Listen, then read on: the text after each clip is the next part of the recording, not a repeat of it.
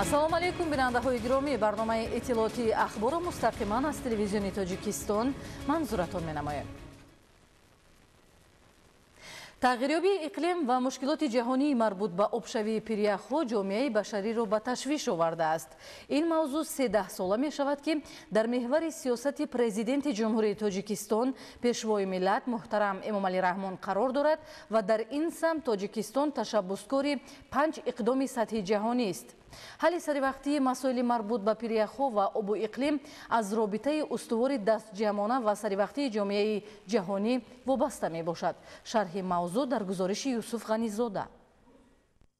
ташаббусҳои беназир, ҳифзи пиряхҳо, ҳалли масоили ҷаҳонии обу иқлим, ҳадафу барномаҳои мушаххас ва таррезии нақшаҳои бузург ба хотири ояндаи босаодати башар. 5 ташаббуси таърихии ҷумҳурии Тоҷикистон вобаста ба ҳалли мушкилоти ҷаҳонии об ва дигаргуншавии иқлим ки ҷомеаи ҷаҳониро ба ҳамбастагӣ ва ҳамраҳии пайваста даъват менамояд, имрӯз аз ҷониби олимону донишмандони бузургтарин марказҳои илмии ҷаҳон мавриди омӯзиши ҳамаҷониба қарор дошта, дар асоси онҳо нақшаҳои мукаммал рӯи кор омадаанд ва татбиқи босамари онҳо барои пешгирӣ аз обшавии пиряхҳои хурду бузург ва хатари тағйирёбӣ бо суръати иқлим замина мегузоранд. биёбоншавӣ, хушксолӣ, сарзадани офатҳои табиӣ, падидаҳои манфии дигаргуншавии иқлим буда дар ҳоли пешгирӣ нашудан оқибатҳои боз ҳам нигаронкунандаеро дар пай доранд. норасоии оби нӯшиданӣ аз ҷумлаи мушкилоти умдаи бештари давлатҳои рӯи дунёст ва имрӯз зиёда аз 2 миллиард аҳолии сайёраи замин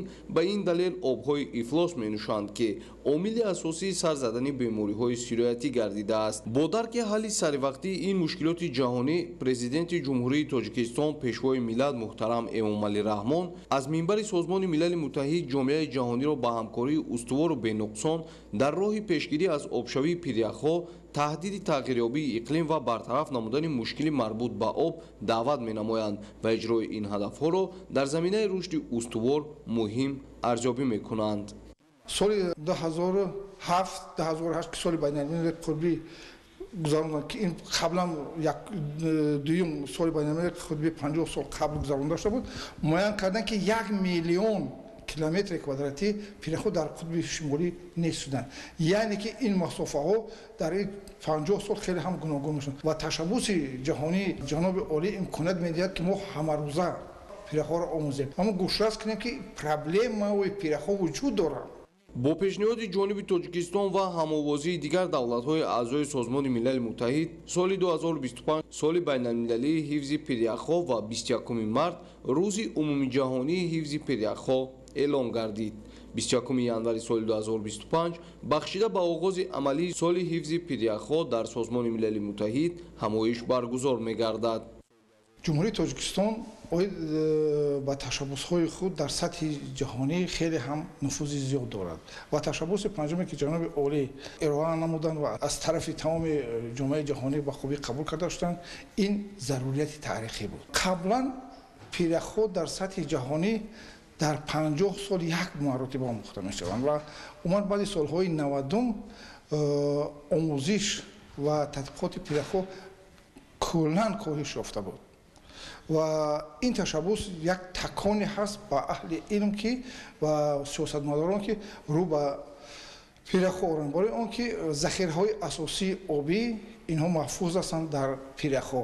масалан агар мо тамоми обҳои рӯи заминро якҷоя агар ҷамъ кунем, ҳамагӣ 1 миллион кубометри квадратиро ташкил мекунад. лекин пиряхҳо бошанд 24 миллион кубометри квадратӣ, яъне 24 маротиба зиёд ҳастанд. моҳи майи соли 2025 пойтахти ҷумҳурии Тоҷикистон шаҳри Душанбе мизбони яке аз чорабиниҳои сатҳи баланд дар доираи соли байналмилалии ҳифзи пиряхҳо мегардад ки ташаббускори он президенти ҷумҳурии Тоҷикистон пешвои миллат муҳтарам Эмомалӣ Раҳмон мебошанд. дар ҳошияи баргузории ин конфронси сатҳи ҷаҳонӣ дар назар аст ки дар қалби Тоҷикистони соҳибистиқлол боз барномаву консепсияҳои нав қабул гарданд ва барои ҳифзи пиряхҳо, обшавӣ бо суръати ин сарвати табиӣ ва манбаи асосии обҳои нӯшиданӣ нақшаҳои амалӣ андешида шаванд. ҳифзи пиряхҳо ва самараноку оқилона истифода бурдани захираҳои об масъулияти ҳар сокини сайёраи замин буда ҳамкории дастҷамъона ва иқдомҳои саривақтиро тақозо мекунанд. танҳо дар ҳамин сурат имкон аст ки хатару таҳдиди тағйирёбии босуръати иқлим кам гардад ва аҳли башар аз истифодаи обҳои тоза баҳравар бошанд. дар замони соҳиб истиқлолӣ ба қудрати тавоно ва нерӯи бузурги занону бонувон таваҷҷӯҳи хос равона гардид. ин қишри фаъоли ҷомеа таҳти ғамхориву дастгириҳои ҳамешагии пешвои миллат муҳтарам Эмомалӣ Раҳмон қарор доранд. иштироки занону бонувон дар ҳаёти сиёсиву иҷтимоии мамлакат назаррас буда онҳо дар пешбурди фаъолияти соҳаҳои муҳими ҷомеа саҳм мегузоранд. дар заминаи тадбирандешиҳои пайвастаи ҳукумати мамлакат имрӯзҳо дар вилояти мухтори Кӯҳистони Бадахшон беш аз 300 нафар занону бонувон дар вазифаҳои роҳбарикунанда фаъолият менамоянд. гузориши Моҳираи Тоир.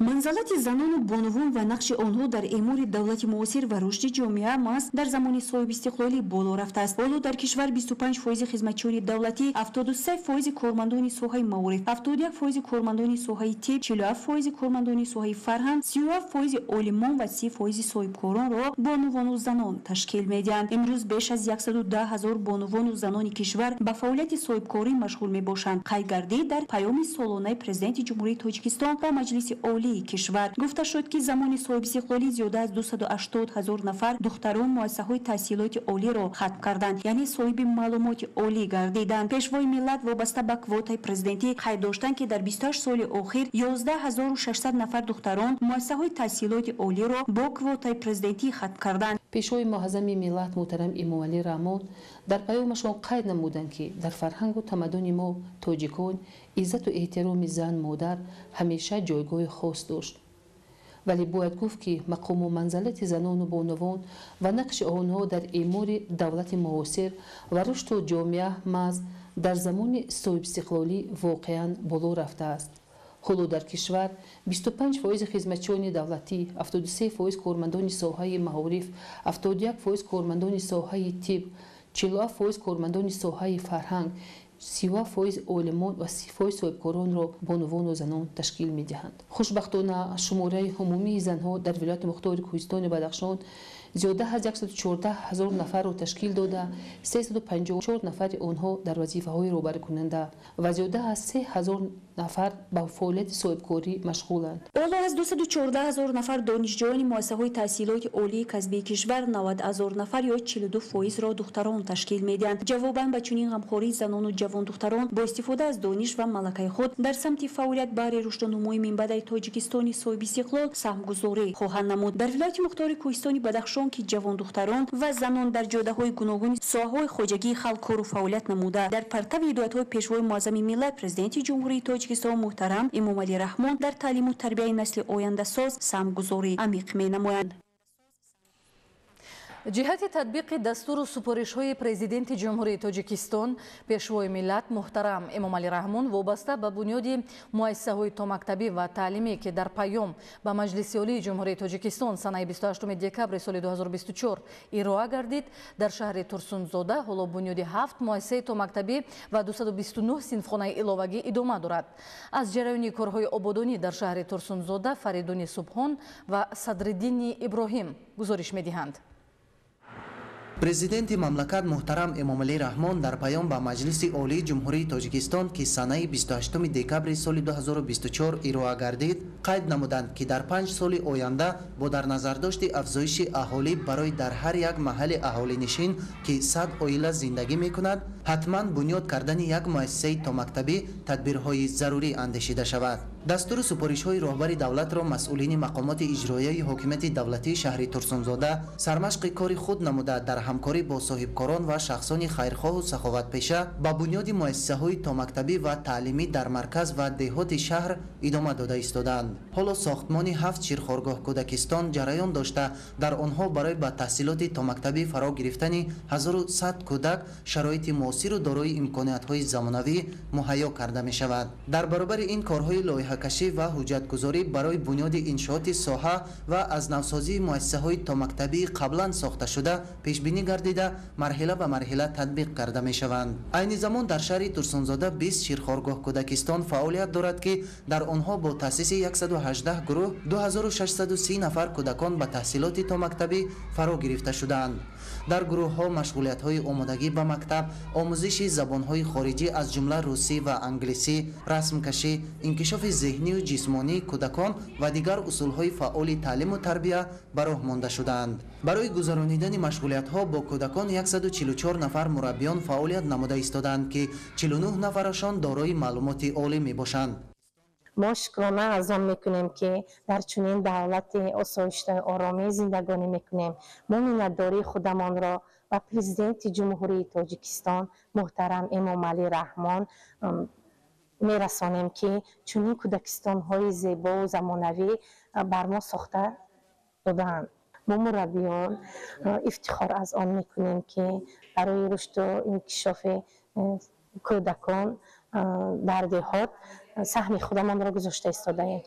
در دایره نقشه چاره‌بینی ها جهت سزاوار پیشواز گرفتن 35 سالگی استقلالیت دولتی جمهوری تاجیکستان در دهات شهر ترسونزاده سال 2024 یک شیرخوارگاه کودکستان دولتی و 4 کودکستان خصوصی ساخته به استفاده داده مؤسسه تا مکتبی رقم 2 از نو برقرار کرده شد. اینچنین جهت هرچی بیشتر فرا گرفتن کودکان به تحصیلات تا مکتبی در نزد 90 مؤسسه تعلیمی مرکز انکشاف کودکان تشکیل گردیده در 148 گروه 3155 نفر کودکان برای آمادگی به مکتب به تعلیم و تربیت جلب کرده شدند. جمع در مؤسسه های تا مکتبی و مرکز انکشاف کودک 5513 نفر کودکان به تحصیلات تا مکتبی فرا گرفته شدند که 18% تعداد کودکان از 3 تا 6 ساله شهر ترسونزاده در بر میگیرد. هم تعلیم و تربیت مرکز انکشاف کودک هم تعلیم و تربیت مؤسسه های تا مکتبی شهر ترسونزاده زیر نظارت شعبه معارف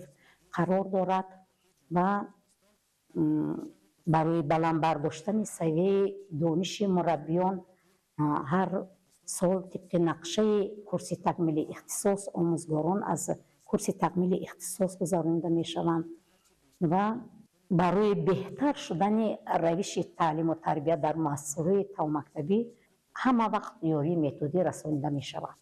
باید ذکر نمود که در نتیجه زیاد شدن اهالی تعداد خوانندگان در شهر ترسونزاده نیز افزایش یافته در مؤسسه‌های تعلیمی ضروریت ساختن ده‌ها صنفخانه‌های علاوگی پیش آمده است. همین عامل را به اینابت گرفته دوام سال 2024 در مرکز و دهات شهر 95 صنفخانه علاوگی برای 2300 خواننده با فراهم آوردن تمام شرایط تعلیم و تدریس به استفاده داده شد. عین زمان در زمینه 18 مؤسسه تعلیمی ساختمان 229 صنفخانه علاوگی برای 5496 جای نشست ادامه دارد که در دایره سزاوار تجلیل نمودن جشن بزرگ ملی 35 سالگی استقلال دولتی جمهوری تاجیکستان به استفاده داده می شوند.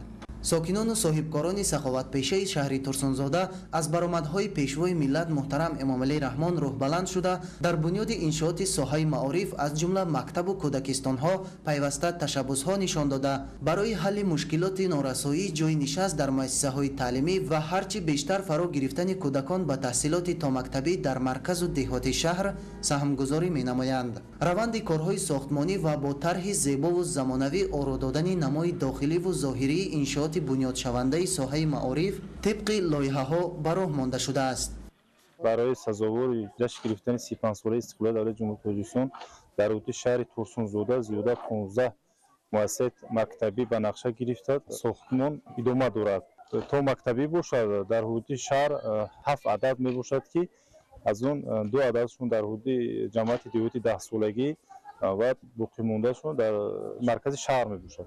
در جواب به این همه غمخواری و دستگیری های همیشگی حکومت مملکت نورسان و جوانان را می باید با استفاده از شرایط و امکانات فراهم گردیده جهت آموختن دانش های زمان معاصر پیوسته کوشش نمایند تا در آینده یک متخصص خوب ساحه انتخاب نموده شان شوند و بهر باز هم رشد و پیشرفت میهن عزیز سهم ارزنده گذارند. فریدون سبحان، صدرالدین ابراهیم، شهر ترسونزاده، اخبار. кишоварзони шаҳру ноҳияҳои вилояти хатлон барои мавсими нави киштукори баҳорӣ омодагӣ мегиранд. Дар марҳилаи аввал хоҷагидорон заминҳоро хушсифат шудгор карда, шабакаҳои обрасонро ба мавсими нав омода ва заҳбуру заҳкашҳоро тоза менамоянд. идомаи мавзӯъ дар гузориши Исмоил Соҳибназарён ва Мусои Нурмуҳаммад. дар шаҳру ноҳияҳои вилояти хатлон кишоварзону хоҷагидорон барои мавсими нави кишту кор омодагӣ гирифта, дар ҳамкорӣ бо мутахассисони бахшҳои марбута амалҳои лозимаро анҷом медиҳанд. бахусус тибқи тавсияи олимону мутахассисон ва мусоидати корхонаи воҳиди давлатии ҷумҳуриявии тоҷик агролизинг заминҳои киштшавандаро тавассути тракторҳои тасмачарх шудгор намуда истоданд. бо назардошти афзалиятҳои трактори тасмачарх дар шудгори заминҳои киштшаванда ки бевосита барои зиёд гардидани ҳосилнокии зироати гуногун хусусан пахта мусоидат мекунад, дар ноҳияи Хӯросон имрӯзҳо хоҷагидорон талош бар он намуда истоданд ки майдонҳои аз ҳосил холӣ гаштаро маҳз тавассути чунин техникаҳо шудгор намоянд. мо бо супориши протоколии ҳукумати ҷумҳурии Тоҷикистон ва корхонаи воҳиди давлатии Тоҷик агролизинг тасмим гирифтем ки дар хоҷагиҳои деҳқонӣ ҷуфтро бо тавассути техникаҳои тасмачарх баромонем ки зиёда аз 40-45 сантиметр дороз мебинед ҷуфт кардастем ки барои ҳосилнокии хоҷагиҳои деҳқонӣ манфиати калон дорад.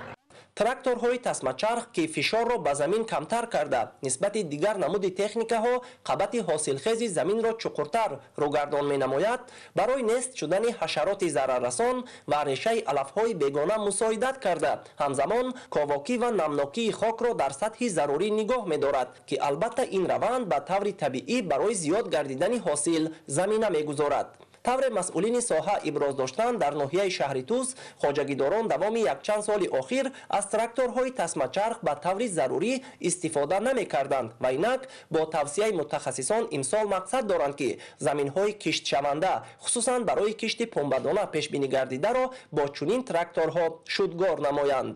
мо имрӯз тасмим гирифтем ки аз тракторҳои тасмачарх истифода барем аз 40 то 45 сантиметр то ки ҳосили дилхоҳ ба даст оранд. дар доираи омодагиҳо ба мавсими нави кишту кор масъулину мутахассисони идораи давлатии беҳдошти замин ва обёрии зерҳавзаи дарёи Кофарниҳони поён дар ноҳияи шаҳри Туз ки ба хоҷагидорони ноҳияҳои Қубодиён, шаҳри Туз ва Носири Хусрав хизматрасонӣ менамояд, имрӯзҳо дар баробари тоза кардани шабакаҳои обрасонӣ ва заҳбуру заҳкашҳо ҳамзамон пойгоҳҳои обкаширо низ аз таъмир бароварда барои мавсими нави обёрӣ омода менамоянд. имрӯз хоҷагидорони деҳқон ҷои шабакаи обёрӣ душвор буд, техника кор карда наметавонад, барои ҳамон ки даста ҷамона хоҷагиҳо ба ҳама аҳолинишин баромадем ки имрӯз тариқи дастӣ ҳамон канала тоза карда содем ки қариб 3 километр дар бар мегирад. тавре олимони соҳа тавсия медиҳанд заминҳои корами обии водӣ барои кишту парвариши ҳама гуна номгӯи зироат бахусус пахта хеле мусоид аст ва яке аз омилҳои ба даст овардани ҳосили фаровон ин нигоҳ доштани ҳолати хуби мелиоративии заминҳо тавассути сари вақт тоза кардани заҳбуру заҳкашҳо ба ҳисоб меравад. аз ин лиҳоз масъулини соҳа бо истифода аз шароити фароҳам гардида бахусус дастрасӣ ба техникаҳои лозима сол аз сол барои дар сатҳи зарурӣ нигоҳ доштани ҳолати хуби мелиоративии заминҳои киштшаванда тадбирандешӣ менамоянд. Исмоил Соҳибназарён, Мусои Нурмуҳаммад, вилояти Хатлон, ахбор. кормандони идораи давлатии беҳдошти замин ва обёрии ноҳияи Бобоҷон Ғафуров дар ҳамкорӣ бо мақомоти маҳал барои таъмини обрасонӣ ба соҳаи кишоварзӣ дар соли 2025 таъмиру навсозии иншооти ирригатсионӣ хусусан 33 пойгоҳи барқии обкаширо 70% иҷро кардаанд. тафсилоти бештар дар гузориши Абдуваҳоби Абдусаттор ва Элиёс Бобоҷон. дар ноҳияи Бобоҷон Ғафуров ки аз калонтарин минтақаҳои кишоварзии вилояти Суғд ба ҳисоб меравад, бештар аз 22 000 гектар заминҳои корам тариқи пойгоҳҳои обкашии барқӣ бо оби полезӣ таъмин карда мешавад. дар ноҳия дар маҷмӯъ 33 пойгоҳи обкашӣ амал мекунад ки калонтарини он шабакаи обрасони Хоҷабақирғон ва Сомғор ба ҳисоб меравад. мутахассисони идораи давлатии беҳдошти замин ва обёрии ноҳия ҷиҳати беҳтар намудани вазъи обрасонӣ аз моҳи ноябри соли гузашта ба таъмиру барқарорсозии 112 муҳаррик ва дигар дастгоҳу таҷҳизоти обкашии пойгоҳҳо оғоз карданд ки то ба имрӯз 70% корҳо иҷро гардида, тадбирҳои омодагӣ ба давраи нави обёрӣ то оғози моҳи марти соли равон идома меёбад. таъмири асосии қисмҳои эҳтиётии 112 муҳаррик ва дигар дастгоҳу таҷҳизоти пойгоҳҳои обкашӣ дар базаи истеҳсолии идораи давлатии беҳдошти замин ва обёрии ноҳия ки аз коргоҳҳои мукаммали соҳа аст сурат мегирад.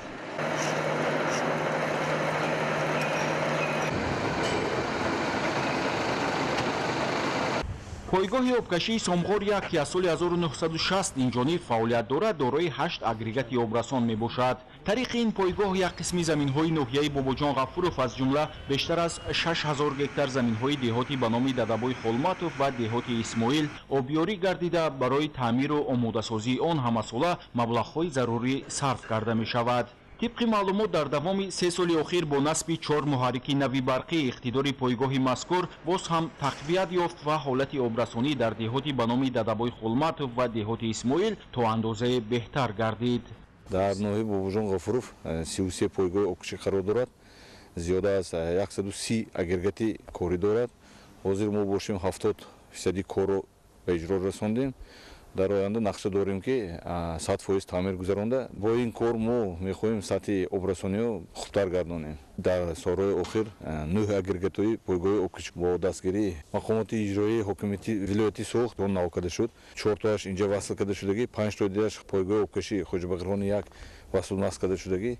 سال 24 آب دادیم. من این سال ما حرکت میکنیم که با پررگی خواجگی‌های دیخانی با آب تامین کنیم. با مقصد تامین سریوقتی خوجگیداران با آب پالیزی، پس نمودن آب‌های زیرزمینی، کم کردن شورشوی زمین‌ها و بالا برداشتن حاصلناکی زراعت در ناحیه باباجان غفورов تازه نمودن کانال و زخبور و زخکش‌ها با مرام ادامه دارد. تا امروز کارمندان اداره دولتی بهداشت زمین و آبیاری ناحیه در همکاری با مقامات محل با استفاده از تکنیک و مکانیزم ضروری بیشتر از 120 کیلومتر کانال آبرسان را تازه نمودند.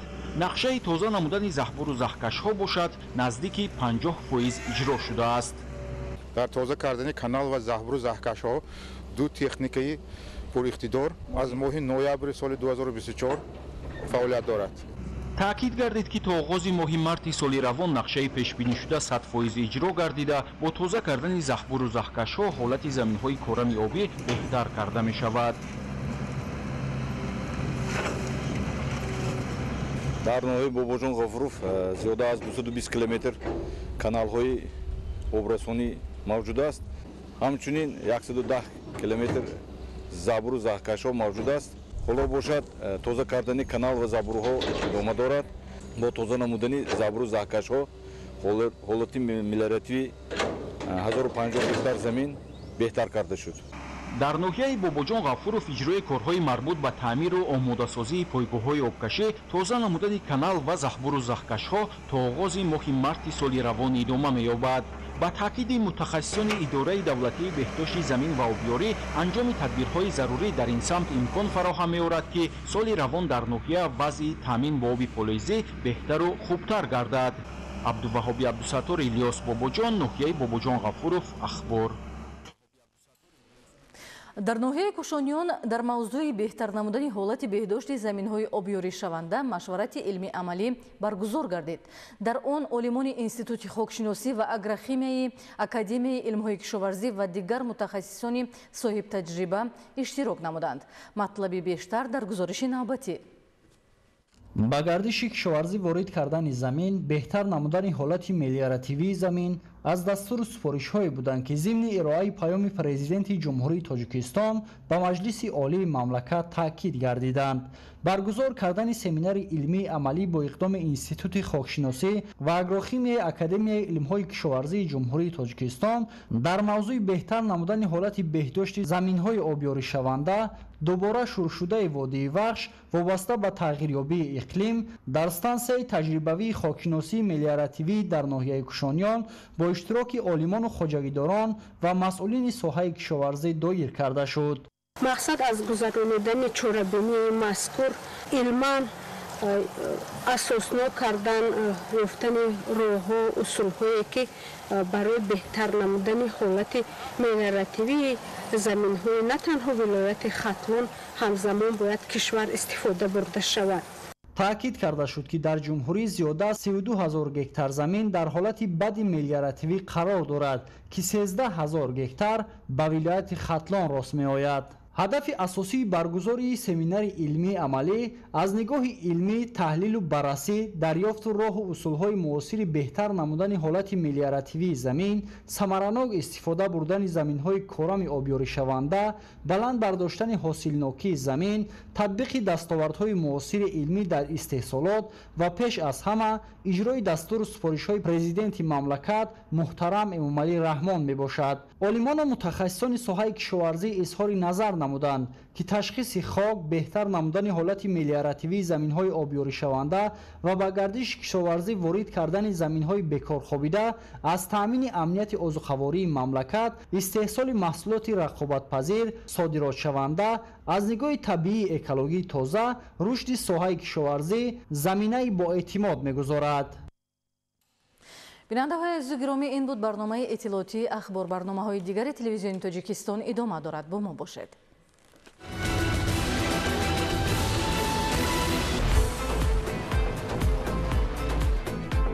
мо манфиати миллату давлата бояд аз ҳама манфиатҳои дигар боло гузорем.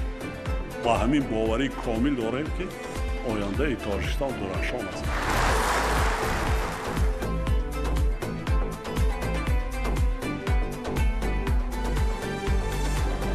сифати давлат на ба шумораи аҳолӣ, балки ба сифати аҳолӣ вобаста мебошад.